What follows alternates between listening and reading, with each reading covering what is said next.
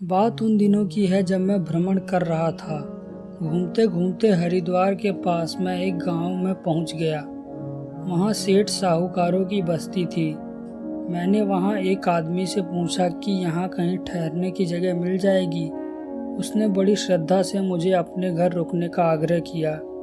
मैं उसके घर चला गया। उनका इतना प्यार था कि मुझे एक माह तक वहां रुकना पड़ा। उसके पड़ोस में एक सेठ रहते थे जो बहुत ही कंजूस थे, और उनके बच्चे धार्मिक प्रवृत्ति के थे। वो अक्सर मेरे पास शाम को आकर बैठते और परमार्थी चर्चा करते। अपने पिता से छिपाकर वो घर आए को दान दक्षिणा भी देते रहते थे। एक दिन सेठ अपने दरवाजे पर बैठे थे। एक साधु आए जो भूखे प्यासे थे। उन्होंने याचना की। सेठ गुस्से में आ गए और अपने नौकर को बुलाकर कहा कि जो कोने में मोटा गेहूं रखा है उसे लाकर इस पाखंडी साधु को दे दो जो सिर पर भूत की तरह सवार है। नौकर गया और काले रंग का कोई अनाज ले आया जिसे जानवर भी नहीं खा सकते थे। उसे साधु को दे दिया। साधु ने देखा तो बोला कि ये क्या है। सेठ बोला कि जो दिया जा रहा है चुपचाप ले लो, और भला बुरा भी कहा। साधु ने सेठ का दिया हुआ अनाज फेंक दिया और चले गए। कुछ दिन बाद सेठ बीमार पड़ा। हालत गंभीर हो गई तो उनके बच्चों ने सोचा कि पिता के हाथ से कुछ दान पुण्य करा दिया जाए। उन्होंने 5 बोरे गेहूं और 500 रुपये सेठ के आगे रखकर कहा कि आप इस पर हाथ रखें तो संकल्प बोल दिया जाए और गरीबों में बांट दिया जाए। सेठ ने बोरी में हाथ डाला तो सोचा कि यह गेहूं तो बहुत अच्छा है, और अंदर हाथ डाला तो सिक्का हाथ लगा। सेठ भड़क गए और बोले कि अरे तुम तो सब लुटा दोगे। जो हमने अनाज रखवाया था दान के लिए उसे देना चाहिए था। ये कहते कहते सेठ लुढ़क गए। उस समय शाम के 5 बज रहे थे। बच्चों ने सोचा कि अंतिम संस्कार हरिद्वार जाकर गंगा जी में कर दिया जाए। उनकी अर्थी लेकर बच्चे और गांव वाले हरिद्वार के लिए चल पड़े। ठंडी का समय था। जब लोग कुछ दूर पहुंच गए तो एक सराय दिखी। लोगों ने सोचा कि रात में यहीं रुका जाए, सुबह तड़के चल पड़ेंगे। अर्थी को एक किनारे रख दिया और सब सराय में जाकर सो गए।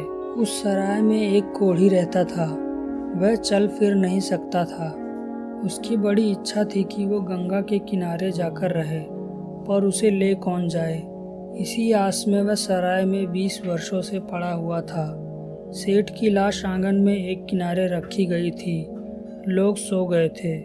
कोढ़ी खिसकता खिसकता अर्थी के पास गया, रस्सी खोली, कफन हटाया, लाश को धक्का देकर नीचे गिरा दिया और खुद लेट गया। कफन से अपने को ढक लिया और रस्सी लपेट ली। सुबह तड़के ही सब लोग जल्दी से उठे और अर्थी उठाकर राम नाम सत्य है बोलते हुए चल पड़े। रास्ते में लोगों को लगा कि अर्थी हल्की हो गई, लेकिन किसी ने ध्यान नहीं दिया। जब गंगा के किनारे अर्थी उतारी और कफन हटाया गया तो कोढ़ी उठ बैठा और लाख लाख दुआएं सबको दी। सब आश्चर्यचकित थे। एक ने पूछा सेठ जी कहाँ हैं, तो उसने सब सच सच बता दिया। सेठ जी के लड़के घोड़े पर थे। वो लौट पड़े सराय की ओर और सराय पहुंचकर लाश को घोड़े की पीठ पर बांधा और गंगा जी की तरफ चल पड़े। कुछ दूर जाने पर एक नाली पड़ी और घोड़ी भड़क गई। बच्चे घोड़ी से नीचे उतरे। उन्होंने सोचा इसे नाली पार करा दें, पर घोड़ी बिदकी हुई थी, इसलिए लगाम हाथ से छूट गया। घोड़ी भागकर घर पहुंच गई। अब स्थिति यह थी कि लाश घर पर, बच्चे नाली के पास और साथ वाले गंगा घाट पर। बच्चे भी घर गए तो देखा वहां घोड़ी खड़ी थी। बच्चों ने घाट पर खबर भेज दी कि सब लोग चले आओ। सेठ जी का दाह संस्कार गांव के मैदान में कर दिया गया। बच्चों ने सोचा कि इनकी अस्थियों को गंगा जी में बहा दिया जाए। उन्होंने अस्थियों को एक नए रेशमी कपड़े में बांधा और पंडित जी को बुलाकर कहा कि आप 500 रुपये लीजिए और इन अस्थियों को विधि पूर्वक प्रवाह गंगा में कर दीजिएगा। पंडित जी अस्थियों को लेकर चले तो सोचा कि गाड़ी तो शाम को जाती है, इसे घर ले जाना ठीक नहीं, इसलिए उन्होंने गांव के बाहर ही एक पेड़ में रुमाल को बांध दिया। पंडित जी के जाने के बाद सेठ जी के घर का वंगी उधर गया। उसने देखा कि ऐसी रेशमी रुमाल पेड़ में बंधा हुआ है।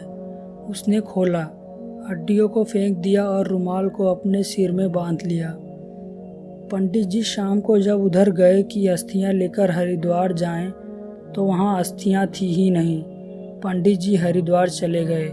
1 हफ्ते वहां आराम से रहे। दूसरे दिन भंगी सिर पर वही रुमाल बांधे सेठ जी के घर काम करने गया तो लड़कों ने देखा तो उन्हें बहुत आश्चर्य हुआ। उन्होंने उससे पूछा कि ये रुमाल तुम्हें कहाँ मिला। भंगी ने सारी बात बता दी। पंडित जी जब हरिद्वार से लौटकर आए तो बच्चों ने पूछा। पंडित जी ने जवाब दिया कि जब आप 50 लोग सेठ को गंगा घाट पर पहुंचा न सके तो मैं अकेला उनकी अस्थियां कैसे पहुंचा सकता था। बाबा जी ने कहा, कहने का मतलब ये है कि दरवाजे पर कोई भूखा प्यासा आ जाए, कोई ज़रूरतमंद आ जाए तो जो बन पड़े उसकी सेवा कर दो, अनादर मत करो। सब कुछ यहीं छूट जाएगा, कर्म का फल भोगना पड़ेगा। इसी प्रकार स्वामी जी की वाणियों को सुनने के लिए चैनल को सब्सक्राइब करना ना भूलें।